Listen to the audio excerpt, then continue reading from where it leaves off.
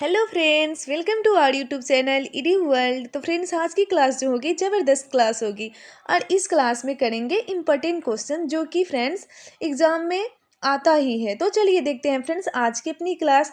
पहला टॉपिक है हमारा सौरमंडल संबंधी महत्वपूर्ण तथ्य। ठीक है, इसको देखेंगे।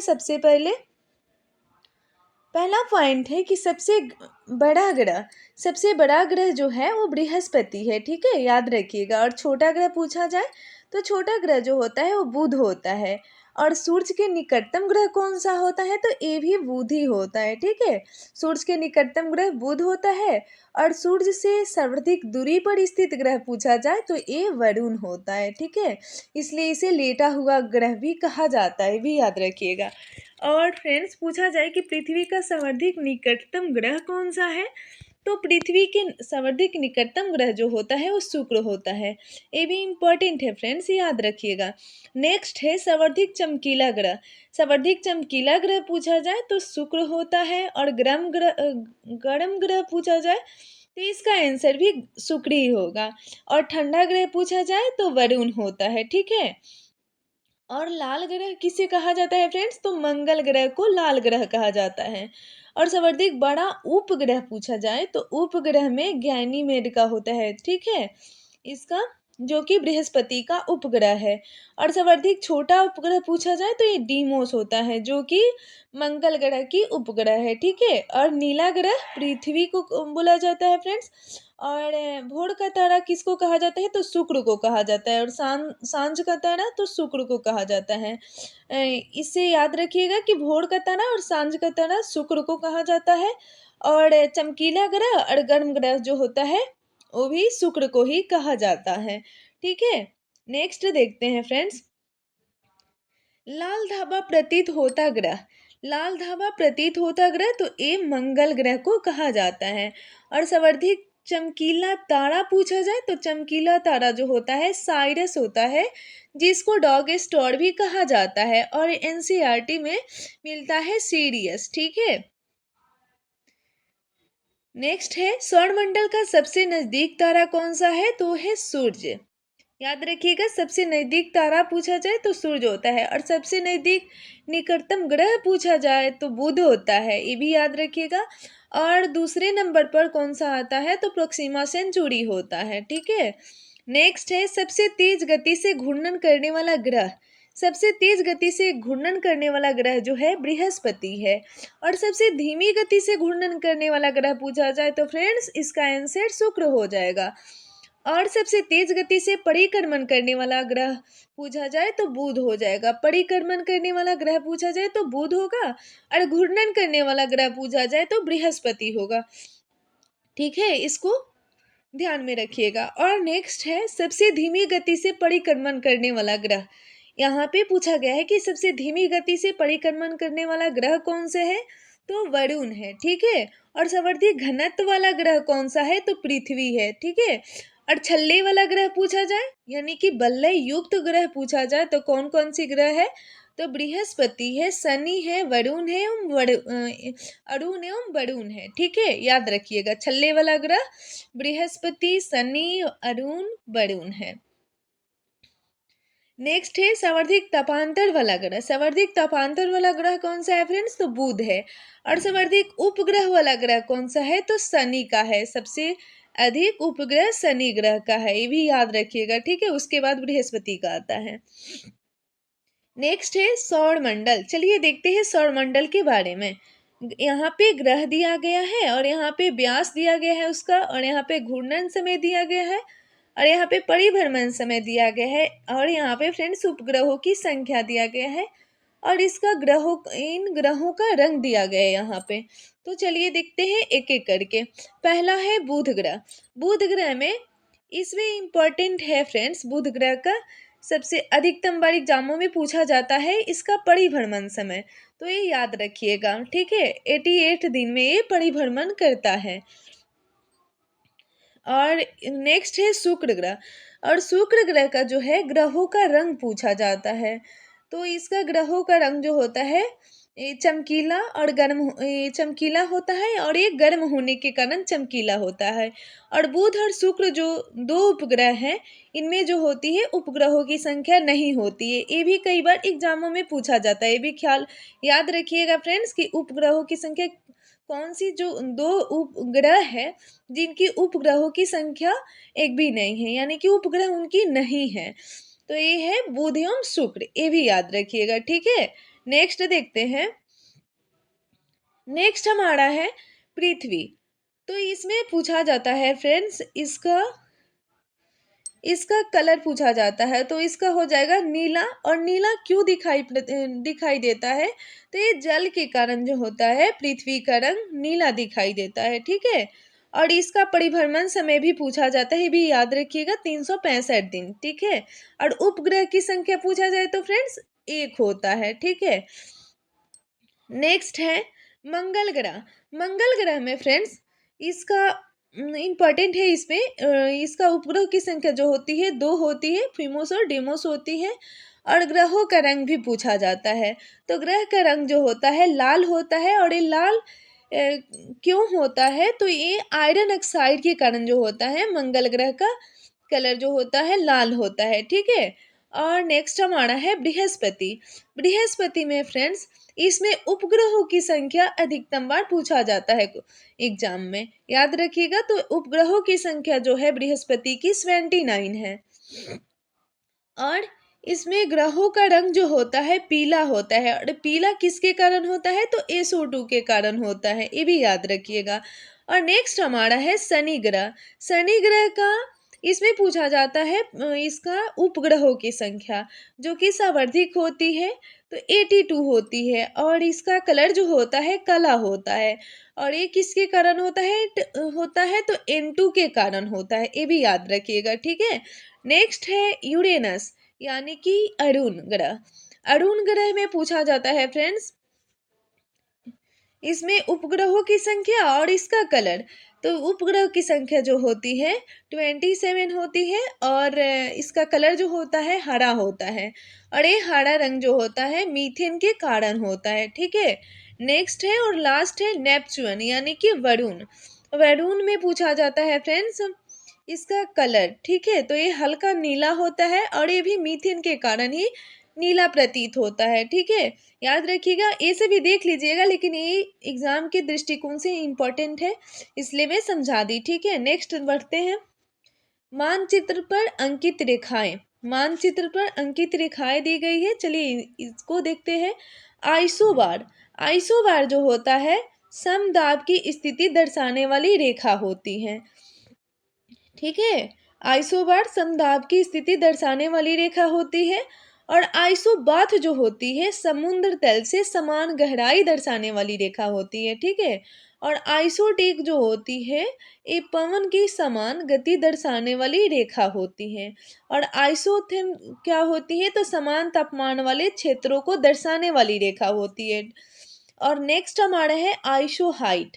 आइसो हाइट होती है जो वर्षा के समान स्थानों को मिलाने वाली रेखा होती है। और आइसो हेलाइन क्या होती है, तो ये समान खाड़ेपन की मात्रा दर्शाने वाली रेखा होती है।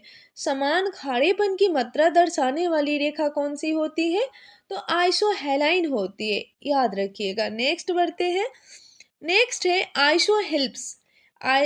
आइसो हिप्स जो होती है ये समान ऊंचाई के स्थानों को मिलाने वाली रेखा होती है। समान ऊंचाई के स्थान को मिलाने वाली रेखा कौन सी होती है, तो आइसो हिप्स होती है, याद रखिएगा। और नेक्स्ट है आइसोनीफ। आइसोनीफ क्या होती है, तो ये समान हिम स्थानों को मिलाने वाली रेखा होती है, ठीक है। और नेक्स्ट है आइसोहेल। आइसोहेल जो होती है ये समान सूर्य ताप की अवधि वाले स्थानों को मिलाने वाली रेखा होती है। और प्लम लाइन क्या होती है, तो प्लम लाइन पृथ्वी की सतह से केंद्र को मिलाने वाली रेखा होती है। और सभूकंपी रेखा क्या होती है, तो इसका ये होती है समान भूकंपीय तीव्रता को मिलाने वाली रेखा सम भूकंपीय रेखा होती है, ठीक है, याद रखिएगा। नेक्स्ट देखते हैं फ्रेंड्स। पृथ्वी के भूपट्टी के प्रमुख तत्व दिया गया है। चलिए इसको देखते हैं। तो पहले नंबर पे दिया गया, यहाँ पे संख्या दिया गया है और यहाँ पे पदार्थ दिया गया है और यहाँ पे वजन के अनुसार इनका परसेंट दिया गया है। ठीक है, तो पहले नंबर पे हमारा ऑक्सीजन आता है, जिसका वजन के अनुसार इसका भूपट्टी पे कितने परसेंट में पाया जाता है ऑक्सीजन, तो 46.60% में पाई जाती है। ठीक है, और सेकेंड नंबर पे सिलिकॉन आती है, जो इसका वजन परसेंट में होता है भूपट्टी पे 27.72%। और एल्युमिनियम का कितना होता है फ्रेंड्स, तो इसका होता है 8.13% होता है। ठीक है, और इसी प्रकार लोहा का 5% होती है और कैल्शियम का 3.63 और सोडियम का 2.83 होता है और पोटेशियम का जो होता है 2.59 होता है और मैग्नीशियम का कितना होता है, तो 2.09% होता है। ठीक है, और नेक्स्ट है टाइटेनियम। टाइटेनियम का जो होता है 0.44% में होता है और सबसे लास्ट में हाइड्रोजन होता है, जिसका होता है 0.14% इसका होता है और अन्य होता है, अन्य जो होता है 0.83 के अप्रॉक्स में होता है। ओके, नेक्स्ट है विश्व के महत्वपूर्ण गर्त। चलिए इसको देखते हैं, विश्व के महत्वपूर्ण गर्त को। तो यहाँ पे गर्त दिया गया है और यहाँ पे स्थान दिया गया है। ठीक है, तो सबसे पहले नंबर पे है मैरियाना गर्त, जिसकी क्या है गर्त, इसकी है 11,033 मीटर और ये प्रशांत महासागर में है। ठीक है, और चैलेंजर गर्त कितनी है, तो चैलेंजर गर्त का है 10,993 मीटर और ये जो है उत्तरी प्रशांत महासागर में है। और तीसरे नंबर पे है टोंगा। टोंगा जिनकी कितनी है, तो 10,882 मीटर गहराई है और मध्य दक्षिणी प्रशांत महासागर में है। और चौथे नंबर पे जो है वो है प्यूटोरिको गर्त, जिनकी लंबाई, जिनकी गहराई जो है 9,219 मीटर है और ये अटलांटिक महासागर में है। ठीक है, ये भी याद रखिएगा। और यहाँ पे नोट दिया गया है फ्रेंड्स, नोट में है कि अटलांटिक महासागर का सबसे गहरा गर्त है। ठीक है, अटलांटिक महासागर का सबसे गहरा गर्त पूछा जाए तो प्यूटोरिको गर्त होता है, जो कि इसकी क्या गहराई होती है 9,219 मीटर, ये भी याद रखिएगा। और नेक्स्ट हमारा है रोमसो गर्त, जिनकी गहराई कितनी होती है, तो 7,758 मीटर होती है और ये दक्षिण अटलांटिक महासागर में स्थित है। और नेक्स्ट हमारा है सुंडा गर्त, जिनकी गहराई होती है कितनी, तो 7,725 मीटर और ये जो है पूर्वी हिंद महासागर में स्थित है। ठीक है, जावा द्वीप में। नेक्स्ट है हिंद महासागर की धाराएं। चलिए इनको देखते हैं। तो पश्चिमी ऑस्ट्रेलिया की धारा जो कि ठंडी होती है और मेडागास्कर की धारा गर्म होती है और मोजाम्बिक की धारा गर्म होती है और पश्चिमी पवन प्रवाह जो होती है ठंडी होती है। और नेक्स्ट है अगुलहास की धारा। अगुलहास की धारा गर्म है और सोमाली की धारा जो है ठंडी हवा है। तो फ्रेंड्स इससे भी कई बार एग्जामों में पूछा जाता है कि हिंद महासागर की धाराएं कौन कौन सी है, तो ये इम्पोर्टेंट है, याद रखिएगा। ठीक है, पश्चिमी ऑस्ट्रेलिया की धारा, मेडागास्कर की धारा, मोजाम्बिक की धारा, पश्चिमी पवन प्रवाह और अगुलहास की धारा, सोमाली की धारा। और ऐसे भी एग्जाम में क्वेश्चन सेट किया जाता है कि अगुलहास की धारा जो है वो कैसी धारा है, गर्म या ठंडी, तो इसका करेक्ट आंसर क्या हो जाएगा, गर्म हवा है। ठीक है, नेक्स्ट देखते हैं। नेक्स्ट है प्रशांत महासागर की धाराएं। प्रशांत महासागर की धाराएं के बारे में समझते हैं। तो उत्तर प्रशांत महासागर की धाराएं सबसे पहले देखते हैं। उत्तर प्रशांत महासागर की धाराएं में उत्तर विषुवतीय रेखा धारा आती है, जो कि गर्म होती है। ठीक है, और नेक्स्ट उत्तरी प्रशांत धारा जो कि गर्म होती है और अलास्का की धारा, ये भी उत्तर प्रशांत महासागर की ही धारा है और ये भी गर्म ही होती है। और नेक्स्ट है क्यूरोसियो की धारा जो कि गर्म होती है और अल्यूसियन की धारा गर्म होती है। कैलिफोर्निया की धारा जो कि ठंडी होती है। ओकोटस की धारा ठंडी होती है फ्रेंड्स। और नेक्स्ट हमारा है ओयासियो की धारा जो कि ठंडी होती है। और इसे क्यूडाइल की धारा भी कहा जाता है। और नेक्स्ट हमारा है सुसीमा की धारा जो कि गर्म होती है। और लालीना धारा भी उत्तर प्रशांत महासागर की धाराएं में ही आती है।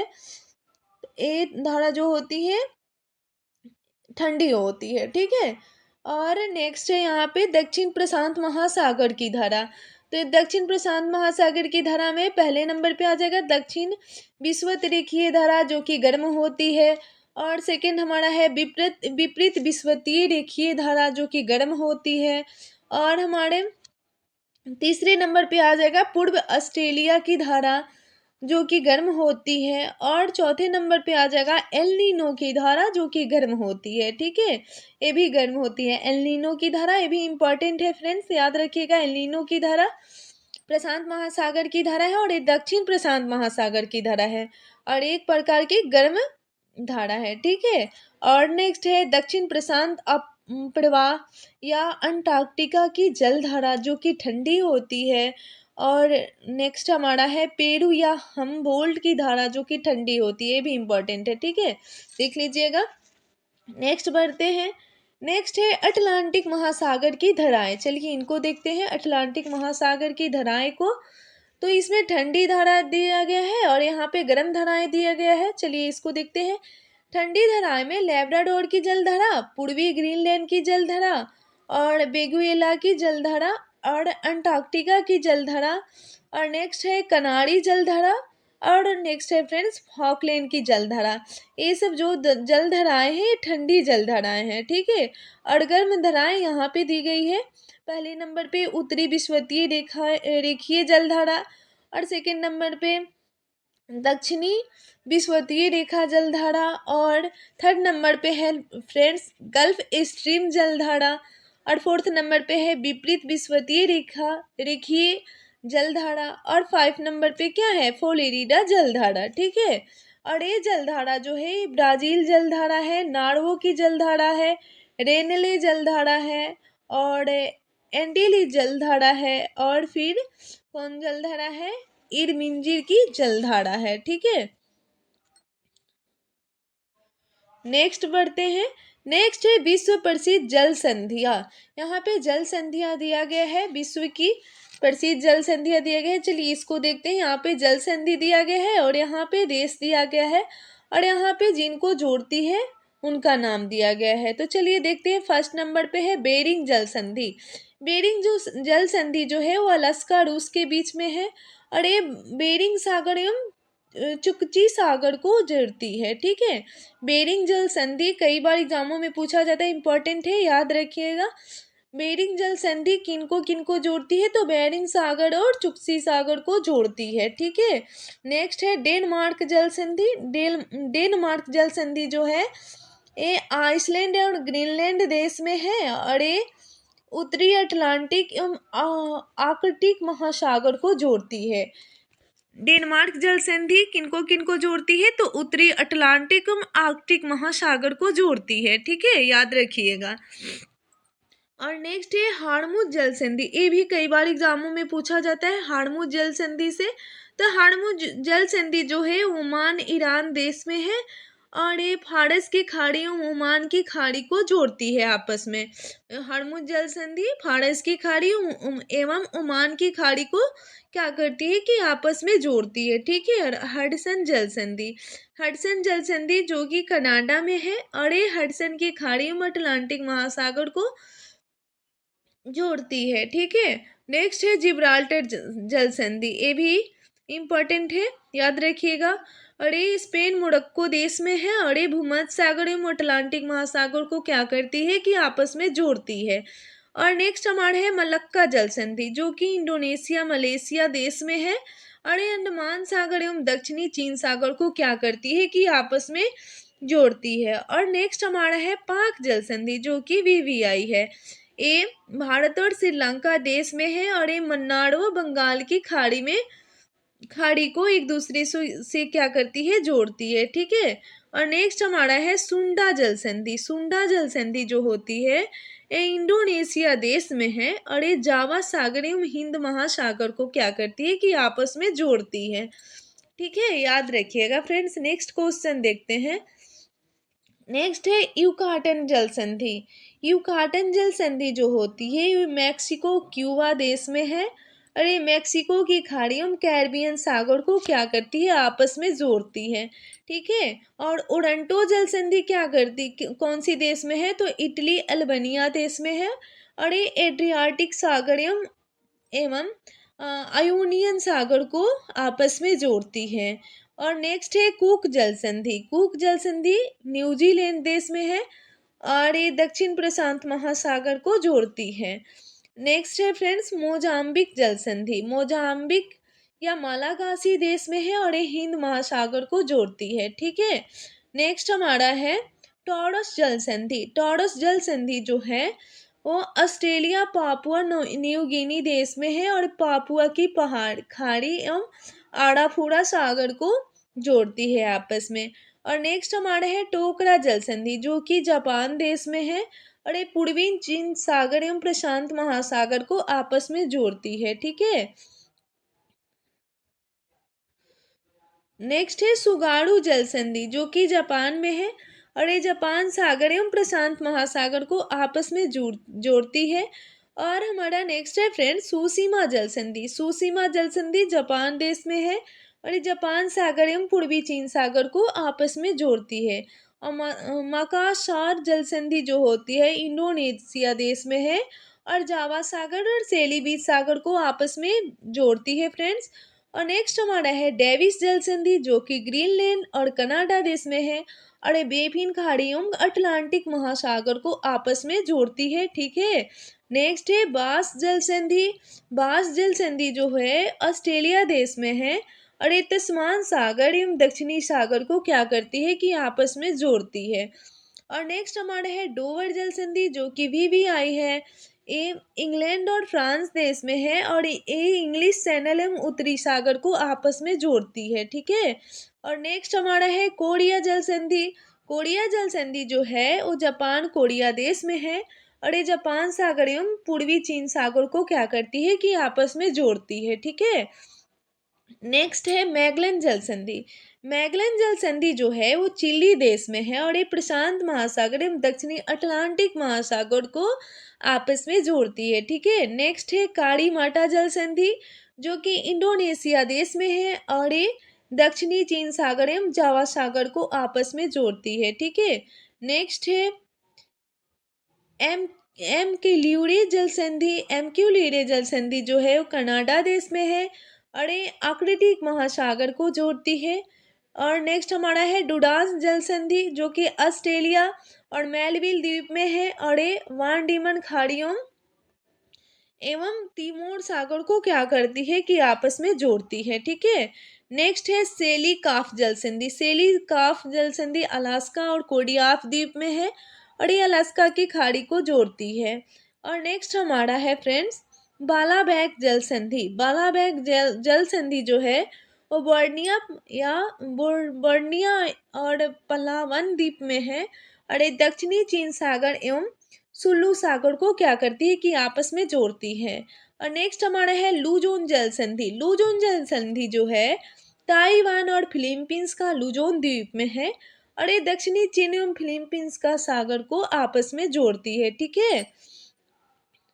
नेक्स्ट है वाव अल मंडेव। वाव अल मंडेव जो है ये यमन जिबूती देश में है और ये लाल सागर एवं अदन की खाड़ी को आपस में क्या करती है कि जो जोड़ती है जल संधि। ठीक है।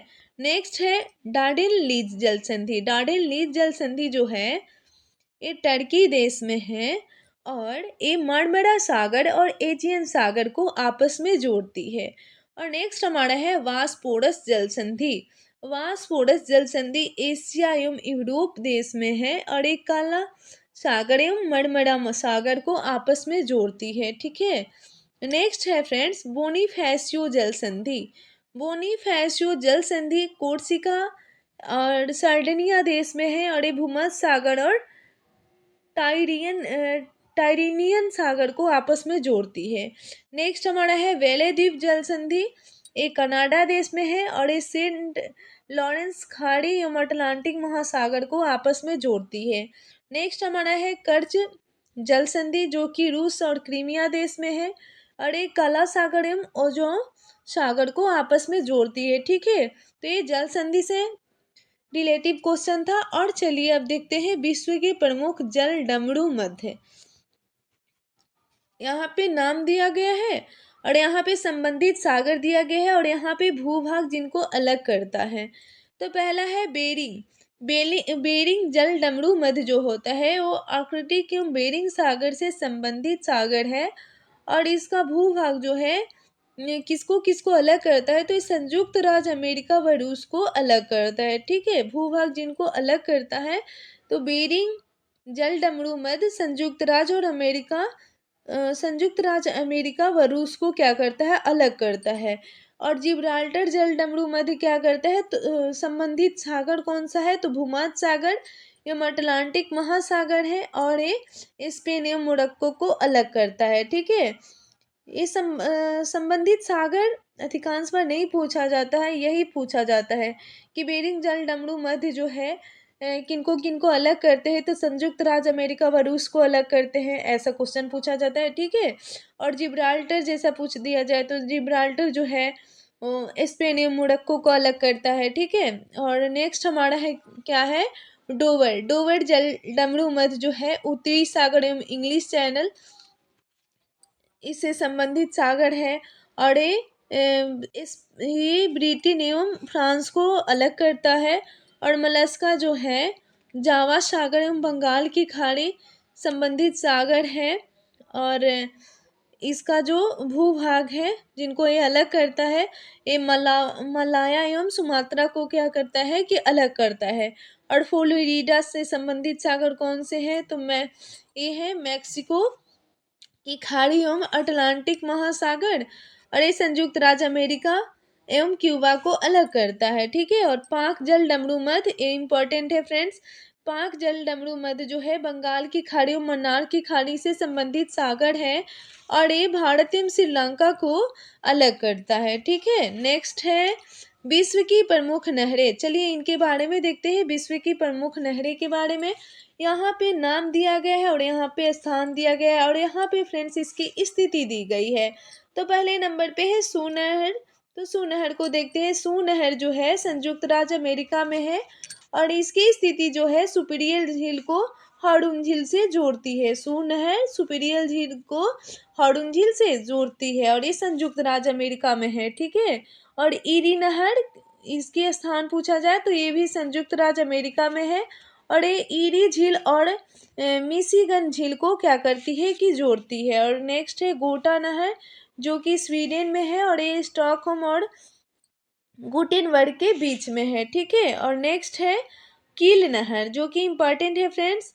कील नहर जो है जर्मनी देश में है, और ये उत्तरी सागर और बाल्टिक सागर के बीच में है इसका स्थिति। ठीक है, कील नहर उत्तरी सागर और बाल्टिक सागर के बीच में है, और उत्तरी सागर नहर ये नीदरलैंड में है, और ये उत्तरी सागर व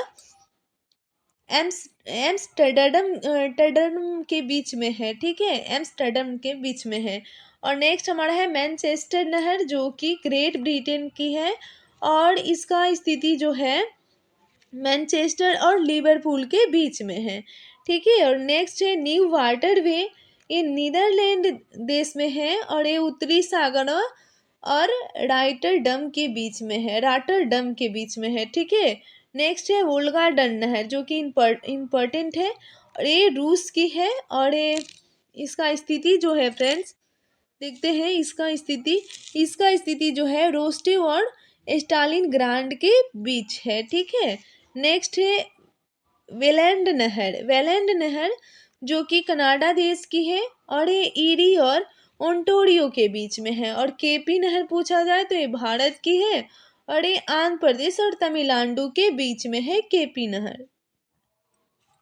नेक्स्ट है स्वेज नहर जो कि मिस्र की है, याद रखिएगा ये भी इम्पोर्टेंट है स्वेज नहर, और ये कैरिबियन सागर और प्रशांत सागर के मध्य में है। ठीक है, नहीं सॉरी, ये लाल सागर एवं भूमध्य सागर के बीच में है। ठीक है, इसका करेक्ट आंसर क्या हो जाएगा, स्वेज नहर जो है मिस्र में है, और लाल सागर एवं भूमध्य सागर के बीच में है, ठीक है। और पनमा नहर, तो ये पनमा हो जाएगा। और यहाँ पे इसकी स्थिति जो होगी कैरिबियन सागर और प्रशांत महासागर के मध्य होगी। और नेक्स्ट हमारा है अल्बर्ट नहर, जो कि पश्चिमी यूरोप में है और इसकी स्थिति जो होगी एंटवर्प लीग तथा वेनेलक्स को जोड़ती है, ठीक है। नेक्स्ट है फ्रेंड्स विश्व की प्रमुख नदी तंत्र। चलिए इसको देखते हैं। विश्व की प्रमुख नदी तंत्र को यहाँ पे नदी दिया गया है और यहाँ पे उसका उद्गम दिया गया है और यहाँ पे मुहाना दिया गया है और यहाँ पे इसकी लंबाई दी गई है किलोमीटर में, ठीक है। तो चलिए देखते हैं। नील नदी, नील नदी की जो उद्गम स्थल है वो विक्टोरिया झील और ये इसका मुहाना है भूमध्य सागर और इसकी लंबाई कितनी है तो 6,690 किलोमीटर है। यहाँ से कुछ इम्पोर्टेंट ही देख लेते हैं, जैसे कि नील नदी इम्पोर्टेंट थी। और नेक्स्ट हमारा है यहाँ पे देखेंगे नाइजर नदी। नाइजर नदी जो कि इसका उद्गम स्थल कहाँ है, उद्गम कहाँ है तो ये गिनी अफ्रीका से है और इसका गिनी की पहाड़ी मुहाना है और इसकी लंबाई है 4,184। मरे की क्या है ऑस्ट्रेलिया है और ये हिंद महासागर इसका मुहाना है। डार्लिंग की क्या है ऑस्ट्रेलिया है और इसका मुहाना जो है मरी नदी। बहुत कम ही पूछा जाता है इसकी लंबाई, ठीक है। नेक्स्ट है वोल्गा। वोल्गा की उद्गम है वल्डाई पठार रूस और इसका मुहाना कहाँ है तो कैस्पियन सागर है।